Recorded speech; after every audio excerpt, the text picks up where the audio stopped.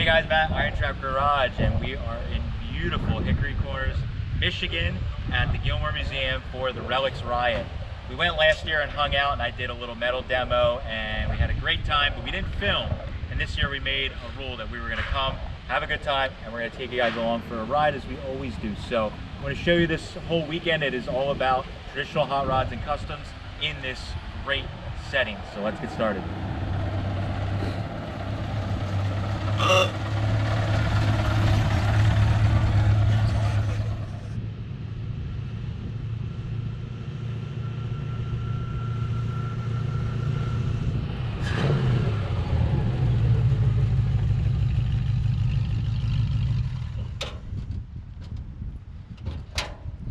Saves you a lot of walking, huh? Yeah, it does. Until we kill the battery from starting and stopping it so much. Times. Yeah.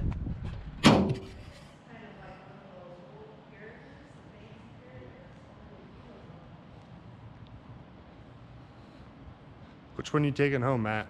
I don't know. 37 Packards are one of my favorites, so they're... That Packard 12 is pretty nice. Yeah, that's pretty good. You want to make people's heads explode about that 32. Drop a 37 Packard 12. I love the blue of this car. It looks so much better in light. Pretend like we're driving it. Are you supposed to be in there? Sign says you can. It says be a star. Look at the sign. Be a star. The baby blue's not that bad, surprisingly. It's not baby blue. Whatever blue it is. I don't know. Whoever owns it would get I love just these little details. Like they continue the line from the grill all the way back to here. That's so nice. Someone took the shifter. Yeah. The shifter knob's gone. Show this so that everybody doesn't jump all over me. See? I'm allowed to do that.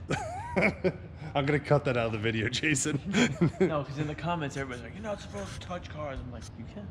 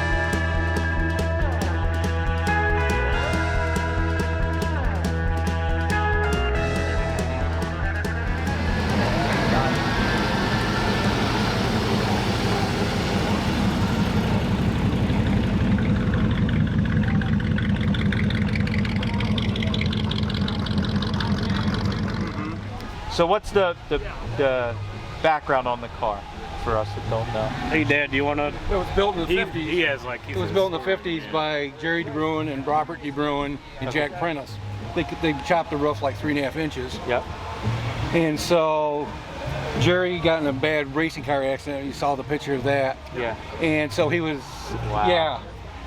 That happened over August 23, 1964 at Milan Dragway. Oh, no kidding. And so Henry Ford Hospital, coma for 3 months. They cut open his head. They thought his brain was bleeding. It was. He was laid up in the hospital for like 2 years. Okay. So when he came back home, he lived with my grandparents. Yep. And so by '69 he went back to work just delivering parts. We were real proud of what he could do. Yeah. At delivering parts, but to put a license plate on the car would be a real challenge for him. You know, that's how much he had lost. You know, and he had some memory problems and that kind of stuff. So this car was no electric, no windows. Those window bezels were still at the Chromers. Oh my God. He found them like 5 years later. Wow. My dad was a body man, his own shop. He traded him a Mustang from my uncle for this. So every Saturday morning we go down there, and he finished it up. So yeah, this is what it looked like.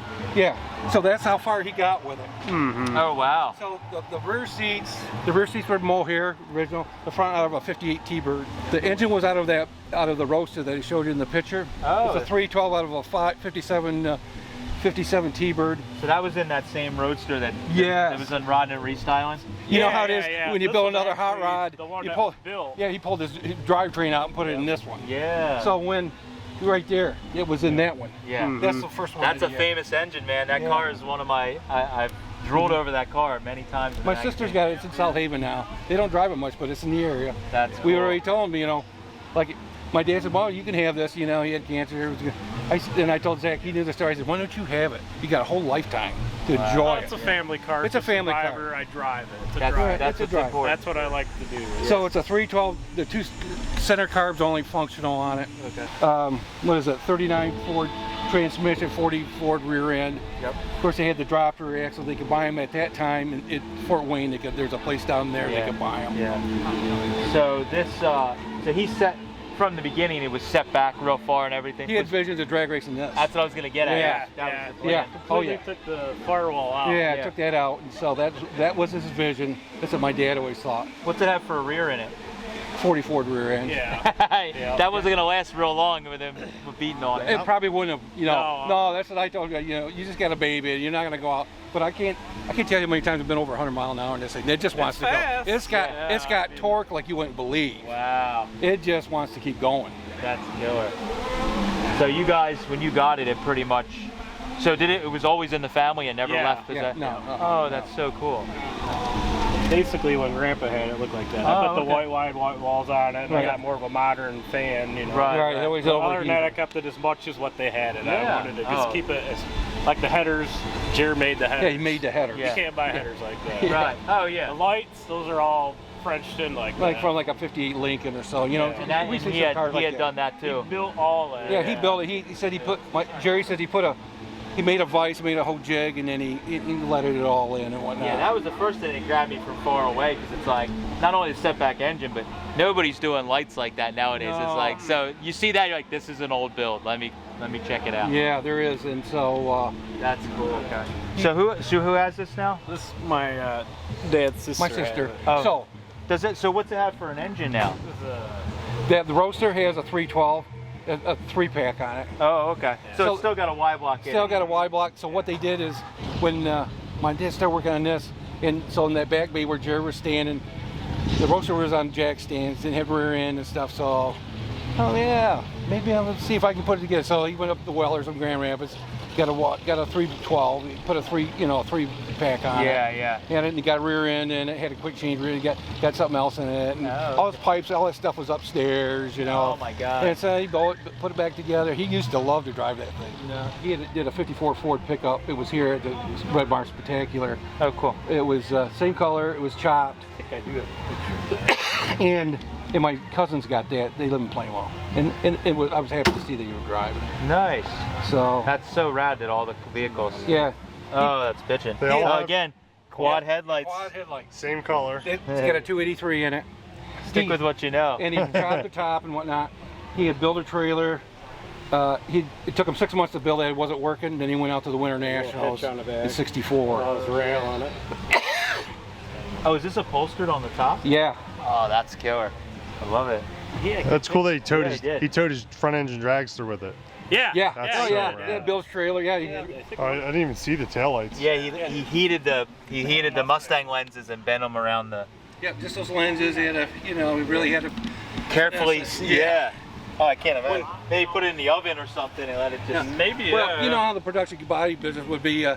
Never go on vacation in the winter. In the summer, you had a lot of time, so Yeah. you keep yourself occupied. Oh, you make this, and like his shop made that. The front, those little Nerf bars, he made that. You know, That's cool. get some ideas. You know, those guys love to fabricate. Oh yeah. Yeah, you could see that the work on it just isn't your average backyard guy. Yeah, Look underneath it, it's like, oh my gosh, how did they come up with this? You know, it's Yeah. engineered. And let them give away the IronTrap award. Thank you guys. So, thank you to the pinstripers that did this. This was like last minute. You guys kind of asked us to do an award. And, for anybody who's not familiar, we have a YouTube channel and a business that we really celebrate historic hot rods and the tradition of building these old cars, the old ways, and respecting the OGs that did this stuff. So whenever I do events and they want us to give out awards, I don't necessarily look for the best paint or anything like that. I really want to give a nod to the cars that really are what started this, and a historic car is the most important to me for this stuff. Any of us that are hunting for this stuff, what's better than finding a real deal old hot rod? I mean, that's it for us. So Zach and Jim from Kalamazoo, they have the blue 32 sedan with the setback Y-block in it. Been in the family forever, and the story is as good as the car. That's been in the family. They had a Roadster that was in riding and restyling, drag racing, and then all the cars that were built are still in the family, including that car. So those guys win our award for sure. It's pretty much my favorite car here as soon as I saw it. So I don't know if those guys are around.